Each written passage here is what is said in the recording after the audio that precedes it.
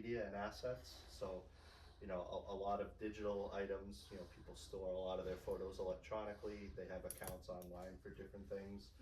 So that's actually become kind of a bigger issue from an estate planning perspective, is to make sure that, people's digital assets and digital media also go where they need to go. So what is estate planning? Those are very fancy and like by the book definitions, but there's really two things to be concerned about from my perspective. The first is a process for making sure assets go where they're supposed to go, right? Providing that roadmap for folks so that the people that they leave assets to, it's clear to them where their assets should go and when. And secondly is who's in charge of that process? Who are we putting in charge of the process? Whether you call them an executor or personal representative. So those are the two major areas are, where's the roadmap in terms of what we're supposed to do with the property, and who's going to be in charge of that process. So that's really what we're looking for in terms of estate planning at a very basic level. So why do estate planning? Like I said, the first is to control assets and distribution. Second is to minimize legal fees and taxes.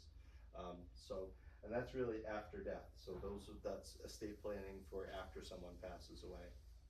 I think a lot of what people don't realize is how important it is to do estate planning for you while you're alive, but maybe in a position where you can't make decisions for yourself. So that's where the added capacity comes. Who do you want to act for you?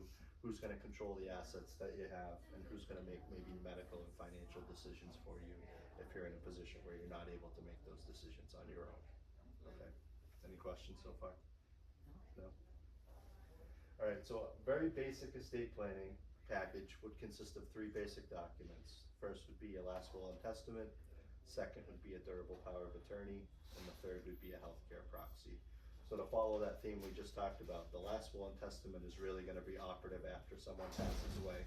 What's going to happen with their estate after they die, and who's going to be in charge of that process. The other two documents, the power of attorney and the healthcare proxy, those are what we'll call surrogate decision-making documents.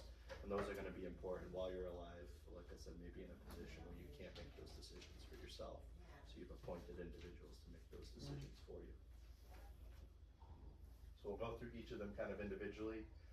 Durable power of attorney, really it's for, in a nutshell, it's for financial decision making.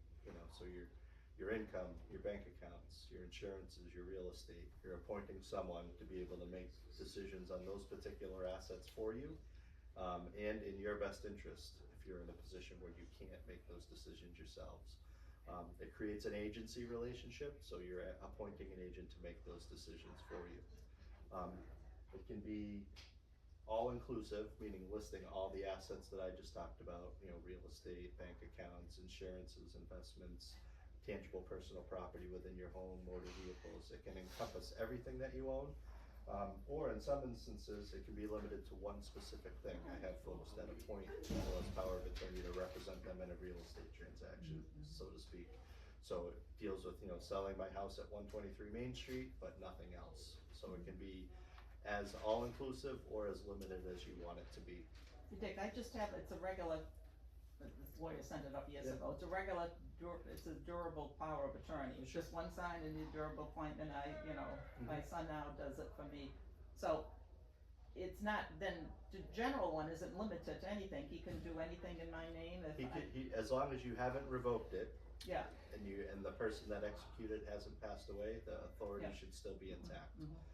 If you could revoke it by executing a new one, you could revoke it just in writing, saying I no longer want you to serve.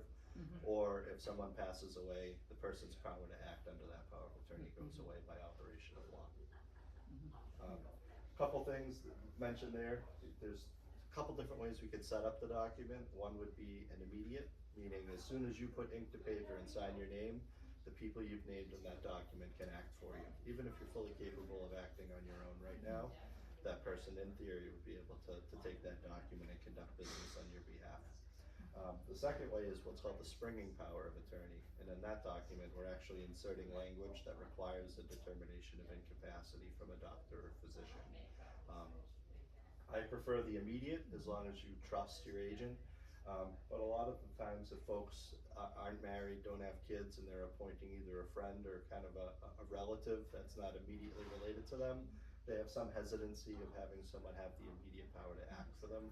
So in those instances, sometimes, like I said, the majority of the time it's an immediate power, but sometimes people do use that springing power if they're not totally comfortable. Yes, Dave? So if you do that immediately, can you both then work together, or does one have more power?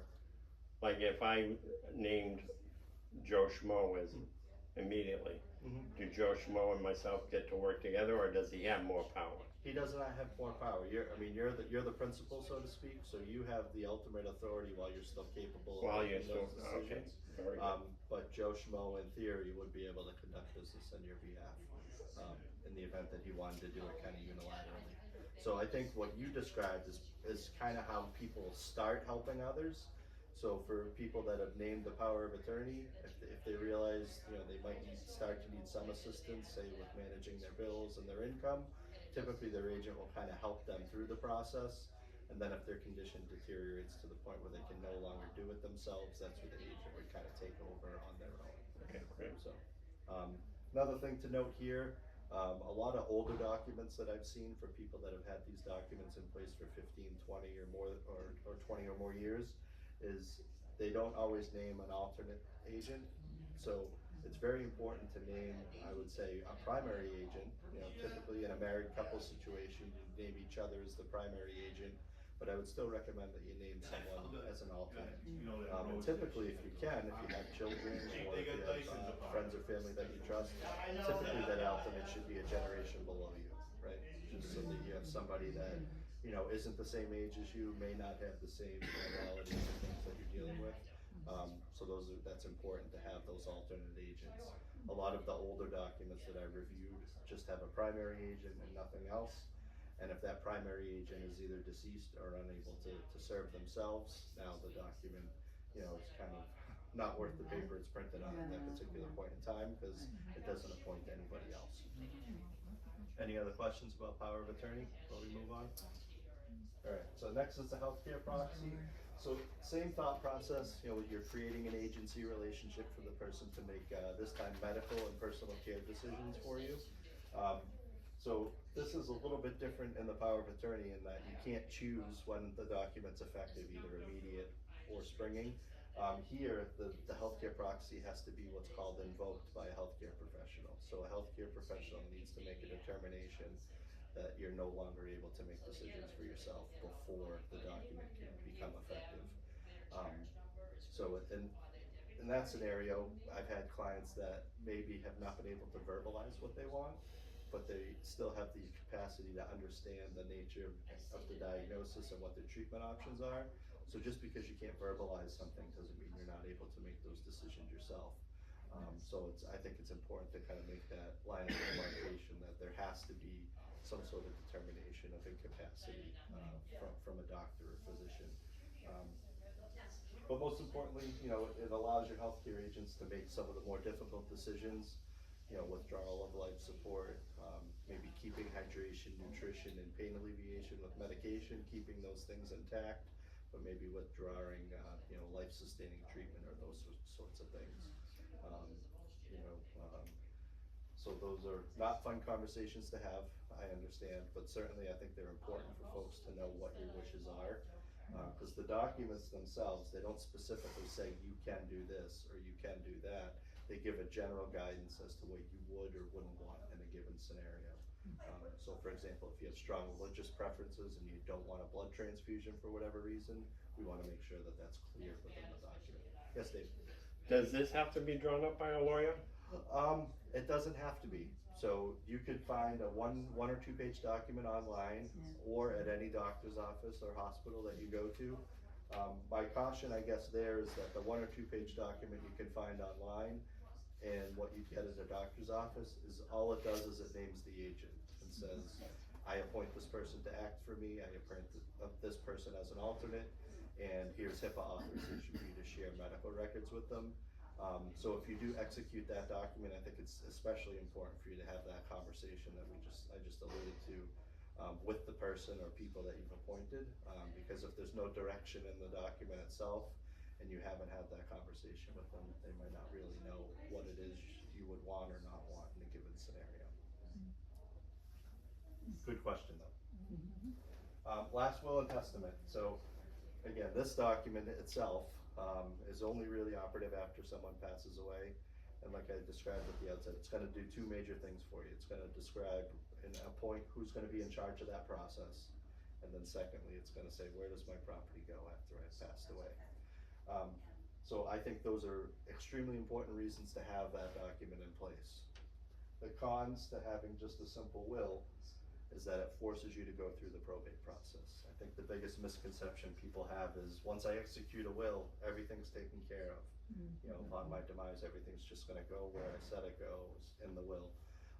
And generally that is the case, but the process by which that happens is called probate or estate administration. So after someone passes away, we have to take the original will, their death certificate, and some other pleadings that we have to file with the probate court, get the court to appoint the executor or personal representative to oversee that process. And once the court has appointed that person, then the person is kind of charged with the authority to administer your estate as detailed in your will. So I think a lot of folks, I don't wanna say misunderstand, I don't think they're aware that that process has to happen, right? But the catch there is that the will is only gonna deal with assets that are in your name alone at your demise. So what that means is, you know, myself and my wife, if we own things jointly, say we own our house jointly, we own our bank accounts jointly, if I were to predecease her, as joint owner, she's gonna take title to those assets automatically. You know, there's nothing that she needs to do from a legal perspective to take over those assets. And then she wouldn't have to go to probate court, cause everything was in, even though you say my neighbor's husband died, and then, but everything was in the husband's name and the wife's name, everything, so they Yeah, didn't if even. everything you own is jointly held, or alternatively, like carries a beneficiary Yeah. designation, like my life insurance policy names my wife as the beneficiary. If everything is either jointly held or carries a beneficiary designation, then nothing would need to be probated at that particular point in time. And that's pretty common in most married couple situations, because most things are jointly held or there is a beneficiary designation. So the bulk of any work that would need to be done from a legal perspective would be when the surviving spouse passes away, because now everything in theory would be in his or her name alone. And if they haven't added a joint owner or listed a beneficiary, then those things would have to be probated, so. Now, if you have, things in trusts, you don't have to go to probate, right? Correct, so the trust is probably the best and most efficient way to plan, because it will avoid probate. But the key there is to make sure that the trust either owns the asset during your lifetime or is directed to the trust upon your death. So for real estate, for example, when you set up a trust, you'd wanna convey and transfer the realty itself, the real estate you own, from you individually into the trust, so Right. the trust owns it during your lifetime. Alternatively, you know, if you have like a bank account or an insurance policy or a retirement account, something like that, you could name the trust as the beneficiary, so that upon your demise, the trust would take title to it. So if you have, your house in a trust, and you sell it while we're still alive, that money has to go into a trust account, correct? So in theory, the easy answer is yes, because at closing, if the trust sold the property, you know, the way that the lawyer conducting the closing has to distribute the funds is to the name of the trust. Yeah. So if you don't have a trust bank account set up, you'd have to kind of set that trust account up in advance of the closing, so that you'd be able to cash that check. And we can't touch that money, right? Well, I mean, it depends on what type of trust you have, yeah, so. we, yeah, I put most of my stuff in trust, Yeah, it depends on what type of trust you have. yeah, If it's revocable, meaning it's irrevocable, it's irrevocable, then, yeah, then and again, I would have to review the document to give you specific guidance, but Yeah. if it's revocable, then typically you would be the owner of the property still. Even though it's in trust, as a revocable trust, you'd still have full access and control of the property. It'd really be like taking money from this pocket and putting it into this pocket. yeah, yeah, You'd still have full access to everything. yeah. In an irrevocable trust, typically you're appointing someone else to manage it, someone else other than yourself would be the trustee. Yeah. So yeah, if it was sold on an irrevocable trust, then the trust would receive the proceeds, so. Okay, so, my oldest daughter, my oldest son are the trustees Mhm. for all our accounts. Okay. So, if we did sell one of our houses, Mhm. which are all in trust, Mhm. could they take some of that money out to give to us, say if we wanted to buy something, or So- not? So I Would that think. be legal to do that? So I think it would be legal to do it, but I think, and again, I can't say for certain what the ultimate goal or objective was in you originally setting up the trust. Yeah. But my guess is you were trying to protect assets in the event that you needed care in a long-term care facility. Right. And that's why you did an irrevocable trust versus a revocable trust. Right. So if you were, say you wanted to sell your primary residence and move to a condo, what we would wanna do is we would wanna structure the transaction so that the trust sells one property and purchases the other. So that the money doesn't come back into your name and kinda re-trigger that look-back period. Mhm. Cause the state of Massachusetts has a 5-year look-back period in terms of transferring assets. Would the, if we did that, would the second purchase, would that be protected under the, As long as we have the trust purchase sell one property and purchase the other. What we wouldn't wanna do is, I think the scenario you described, where the trust sells one property, then gives you cash to purchase another one. What we would wanna do is have the trust sell one and purchase the other, and kinda leave you guys out of the equation, so that, you know, if the state of Massachusetts looked back over any 5-year period, they wouldn't be able to say, you know, well, Dennis and Diane received this cash after the sale, and then they purchased another property. We would wanna just keep the trust as the owner of one, Right. the seller of one, and then the new owner of the other. Could we make an appointment with you with my two trustees sometime to come in with my, paperwork? Sure. Could you go over it and explain to them and to all of us, so we know what's going on? That's Because not, I mean, we are getting up there in age. yeah, that's certainly something I could help you with. It So. is, okay. And he I has- would have hoped he has that would plenty of explain, parking, it too. would have been explained to you when you did it, but at the same time, I can certainly do that for you now. You said you're on Park Ave? Park, yeah, Park, yeah, with plenty of parking. plenty of parking. Oh, plenty of parking. And it's Free parking. Free Yeah. parking. Yeah. All these important questions Yep, first. yeah. You know, when we had this, when we had all these trusts drawn up years ago, Mhm. we thought we understood it.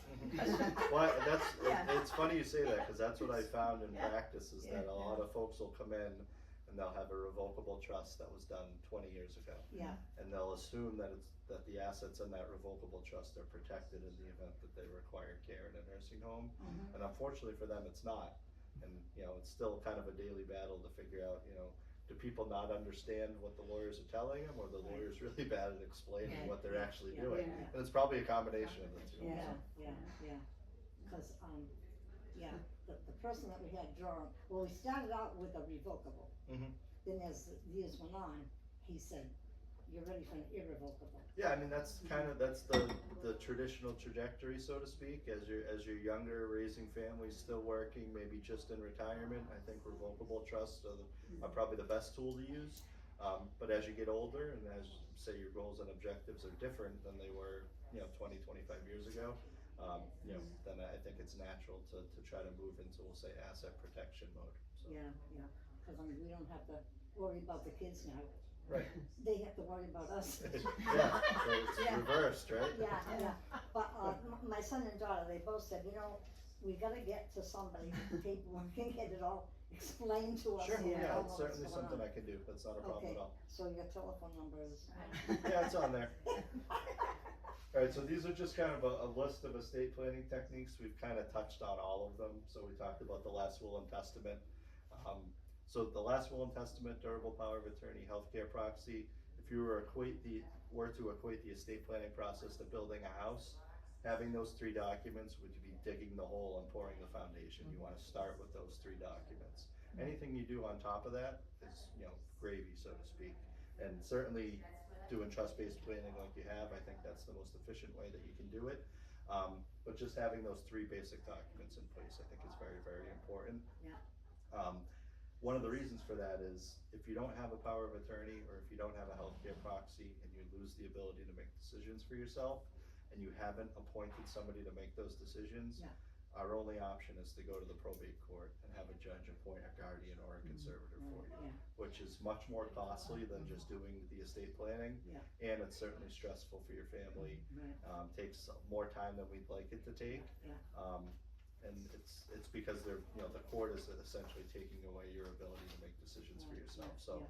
that's kind of a daunting approach for a judge. Mhm. Whereas, you could, as long as you plan in advance of losing capacity, you can make those decisions, say, Yeah. here's who I wanna make these Right. decisions for me, in the event that, We already have all Yep. those documents, Those- those- yeah.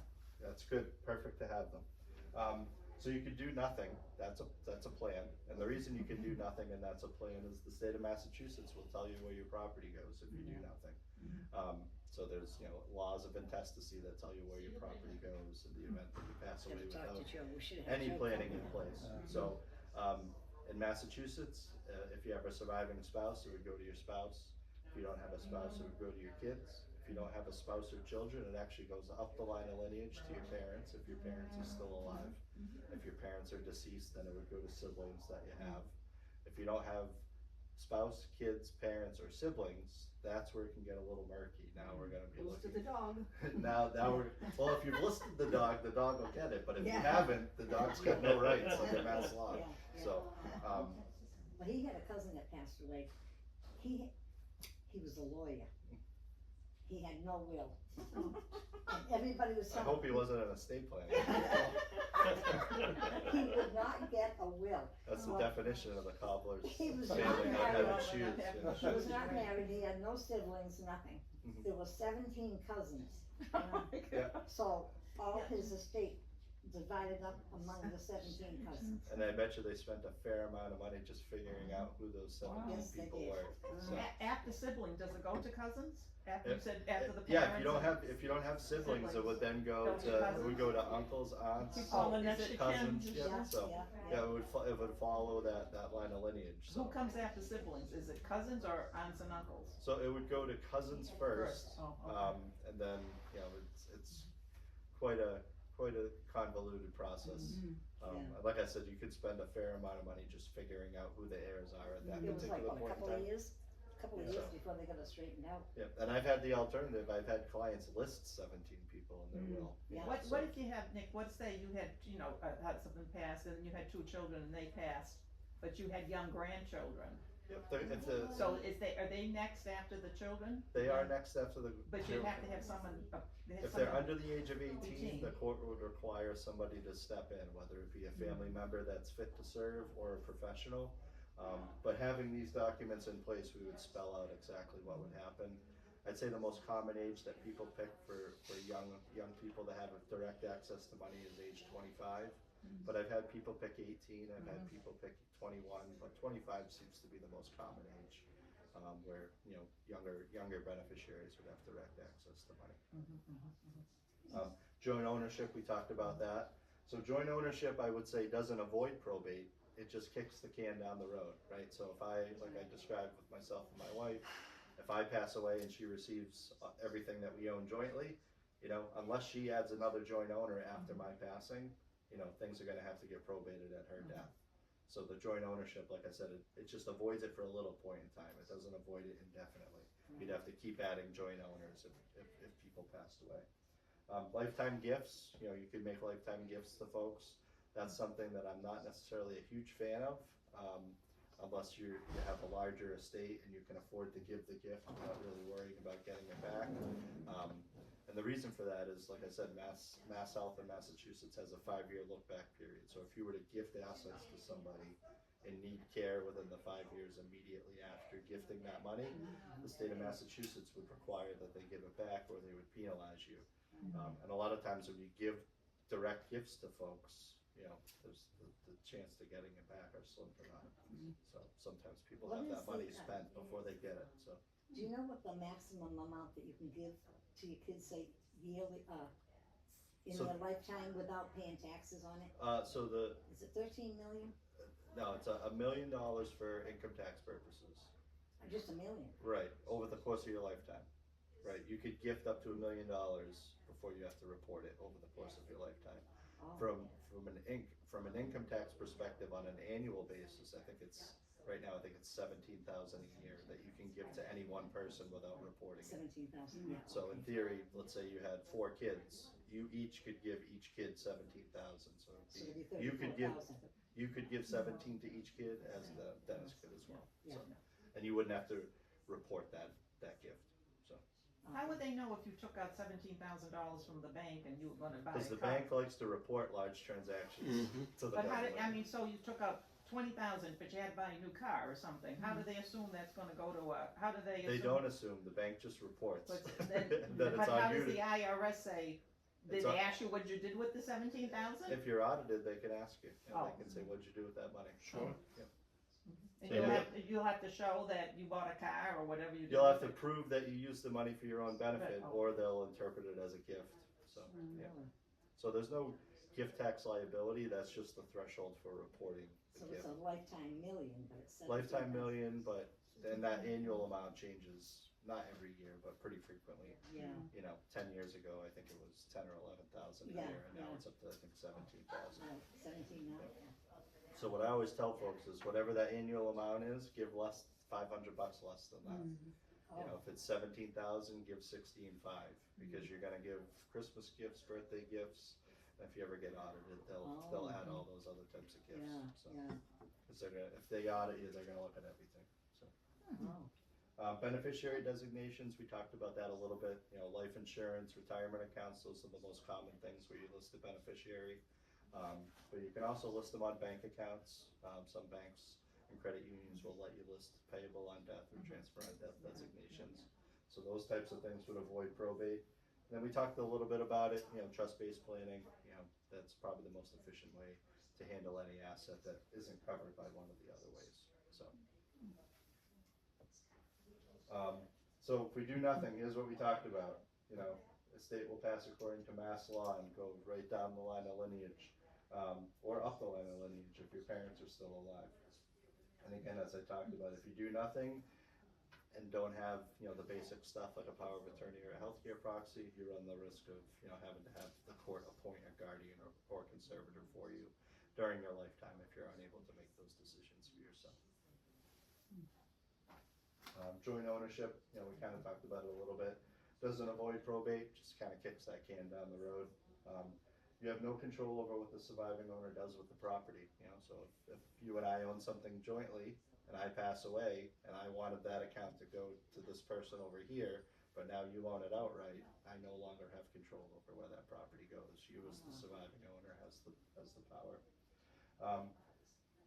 Another issue is what if a joint owner becomes incapacitated? You know, and they don't have those documents that we talked about, you know, no one would be able to manage their share of the property. Adding a co-owner is easy, removing one is not. You know, I can always add you to my account, but in order to take you off, you have to be willing to sign off, so. right. Yeah, so adding one's easy, taking one off isn't. Most importantly, co-owners, creditors could seek to recover a jointly owned asset. And I see this most commonly in real estate, when folks just add a person to the deed of their property. If that person has creditors, those creditors could attach that property and immediately affect your interest in it. Yeah. I've also seen it happen where, you know, folks have added their kids to their deed. You know, I add all 3 kids to the deed of my property so that when I die, my 3 kids own it equally. But if any of those kids were to get divorced, their present ownership interest is now a problem from a marital distribution perspective. Yeah. And then I've had this happen a couple times, unfortunately, but where folks have named their kids as joint owners, and then one of their kids predeceases their parent. And in that situation, now that child's estate is kind of involved in that. And what's the real- law if, say, your wife has a credit card just in her name, she maxes it out and dies, is the spouse responsible for that? The spouse would not be responsible as long as they weren't a co-owner on that account. So, you know, if it was just one spouse is dead, you know, the surviving spouse doesn't have a duty to pay. So if you knew you were dying, you could just go max out your credit I card. think in theory, I bet it's been done.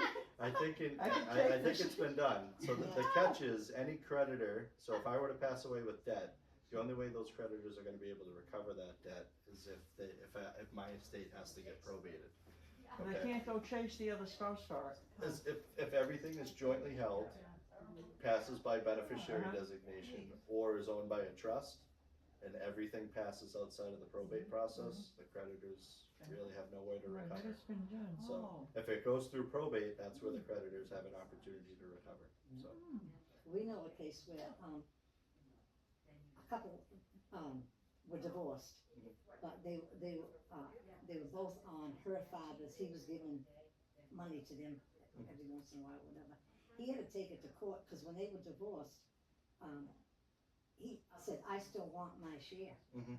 So Jimmy had to go to court and get him removed. Yeah, I mean, Guess it was that's, quite a deal, that's pretty common. yeah. You know, I think anytime there's a divorce and, you know, and it's not necessarily the person getting divorced, it's probably the lawyer that's representing them saying, hey, it looks like you might have an ownership interest in this Right, property. yeah, yeah, So, and I think they kind of use that as leverage to negotiate yeah, and say, you know, you own 1/3 of this property that's worth $400,000, so, yeah, you know, yeah, either sell it and give me my 1/3, right, or, yeah. or let's negotiate other Yeah, assets. yeah, you know. yeah. So I think the unfortunately, father had to basically buy him out. I think that's exactly what I was just describing, Yeah, so, yeah, yeah. Most importantly, it trumps what your will says, so if my will says I leave everything to my wife, but I have, you know, a life insurance policy that I had before we were married, and my brother is listed as the beneficiary, you know, my brother's gonna get that money, even though my will says something entirely different. So I think it's important to consider every asset that you own, how the title is held, whether there's a beneficiary, and make sure that all those things are kind of aligned with each other.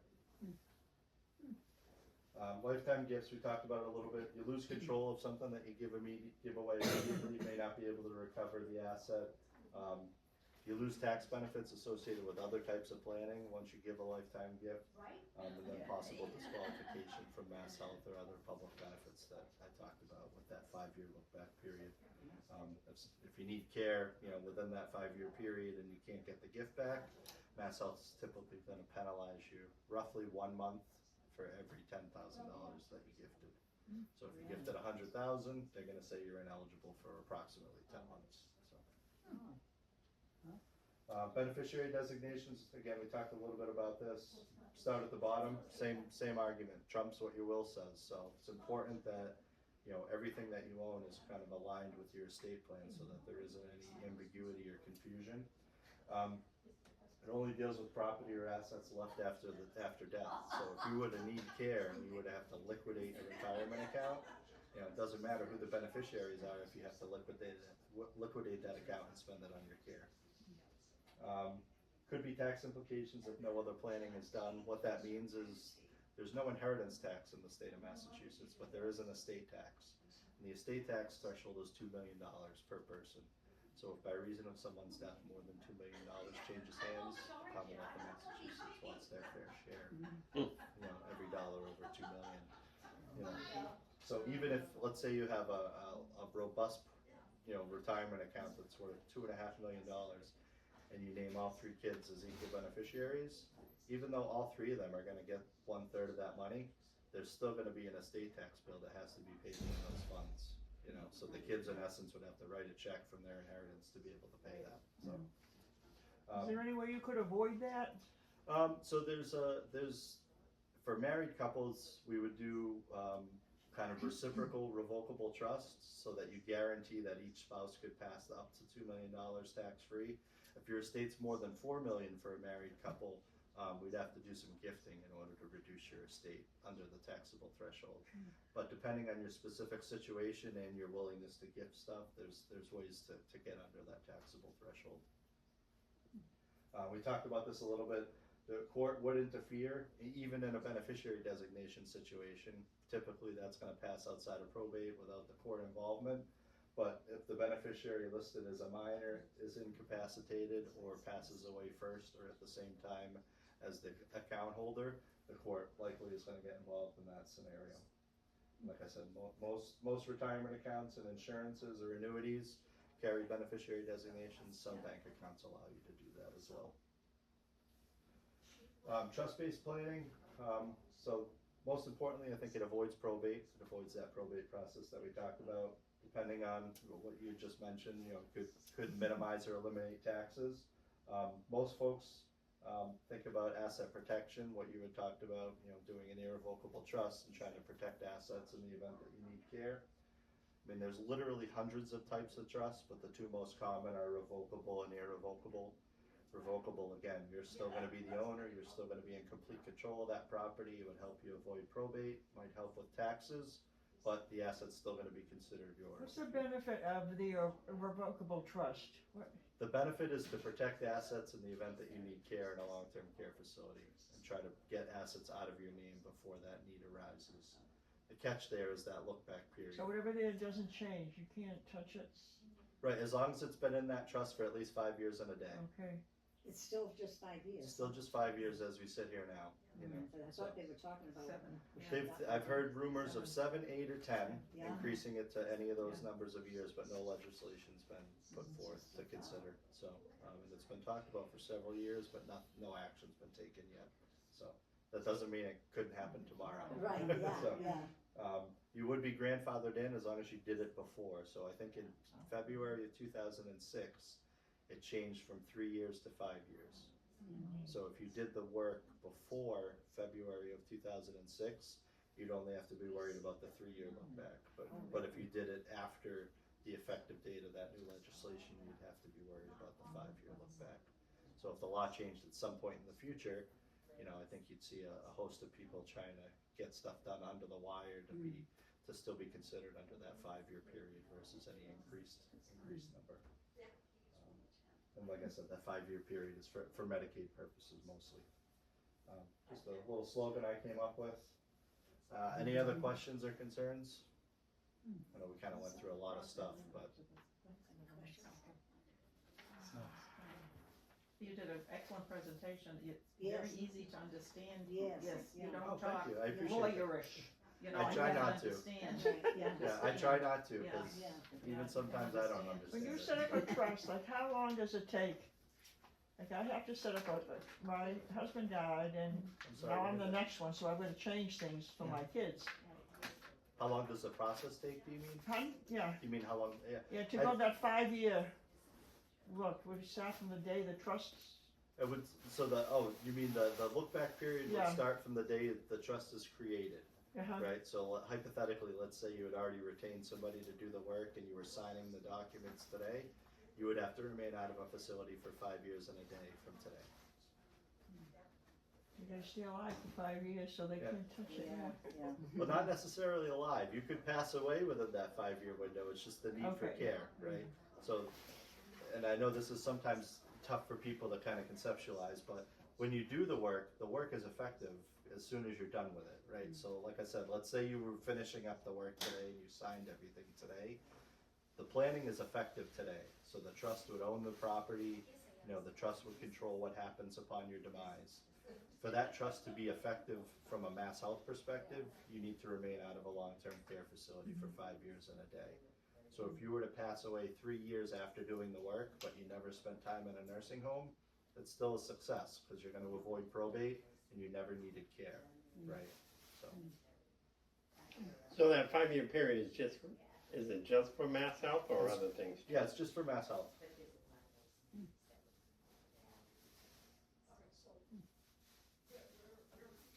That situation we're talking about where the lawyer had no will, Mhm. he had a lot of property and Yeah. a lot of money too. That's a problem. Well, it's only a problem for whoever inherited it, because I'd say probably, I don't want to guess, but I would say at least a fifth of that probably just went to paying the cost of administration. You got because that he pretty didn't close. probably didn't have a, Yeah. I But he mean, had property in Maryland and New Hampshire and Vermont, nobody ever even knew it. yeah, that's hard to believe, but I've seen it, not necessarily with lawyers, but I've seen people with very robust estates, Yeah. both real estate, cash, investments, Yeah. and they clearly took pride in the fact that they accumulated wealth, but they didn't take the time to plan for it appropriately. And this So, guy went to yard sales and everything. yeah, it's probably how he got rich, right? Yeah. He was a good guy, but, like I said, we really never truly knew him, Mhm. which we thought we did, I mean, we were around them all the time. Yeah. You know, I mean, it's, the problem with estate planning is it's really a personal decision. Some Yeah. people don't wanna have the conversation at all. yeah, Some people are, overly concerned about it, so much so that they'll do work and they'll reach out almost annually. I always think of rich people as doing this and not Yeah. average people as doing it, you know? Exactly, and I think that's probably the biggest misconception about trust-based planning, is that everyone's like, oh, that's just for really rich Yeah. people, and it's Yeah. like, it is. I get that that's what it may have been 30, 40, 50 years ago, but I think, what I've found in my practice is that it actually costs more to probate someone's estate after they pass away, whether or not they had a simple will, than if they just paid to do the trust up front. So you Right. actually almost prepay the cost of administration. I don't think people realize what they're worth. I think that's accurate too, because when I talk to people and I mention that tax threshold of $2 million, they're like, oh, I'm not even close to that number. And I was like, do you have life insurance? They're like, yeah, I have $1 million life insurance policy. Well, then you're halfway home. Yeah. So what's your house worth? What's your investments worth? Yeah. Like, oh, and then people realize, oh, I'm actually a lot closer to that than I thought. So The lawyer that straightened out that estate, what he came up with was 17 cousins. There was no aunts and uncles, they were all good. But there was 17 cousins with no will. And he says, not one argument arose out of anything. Oh my God. We bought one piece of property, my brother bought 3. Yeah. And no one questioned what they were sold for. Wow, And one of those cousins got their that's rare. check, Yeah, they went, Correct, they'll What is fight this over, for? you see Judge Judy, they're We fighting didn't over a even really know $2,000 him. car. but, you didn't really know him, but you're Yeah, entitled if to he it. had an estate plan, it would have gone to exactly the people he wanted to. Right. But, Yeah, so, yeah. Now, if you have, say, a checking account like me, I have my name on my checking account. And any money I have in it, say I get run over by a bus tomorrow, my kids can't take any of the money out of my checking account if their name isn't on it, can they Correct. access it? So I have, the only way they'd be able to access it is if they were a joint owner, or if you listed them as like a payable on death. so I should go to the bank and say to them, hey, I wanna have another name listed. I mean, that's a really personal decision, and for the reasons we talked about earlier, if you list somebody as a joint owner and they have financial issues, now that account that they're now a joint owner of could be subject to their creditors. Because most people say you die like that in an accident, and someone has to do a funeral, and they say, gee, well, Ma got $20,000 in checking account, we use that to pay for the funeral, but if you can't touch it, till, Until you get someone appointed by the court. I would say the safer bet is to name them as a transfer on death or a payable on death designee or a beneficiary. That way they wouldn't have direct access to the money. They would only have access to it after you passed away. But you're free to list them as a joint owner if you want, but that comes with They should be here kind of, for 8. traps for the unwary. So sort like of. a chancy. Yeah.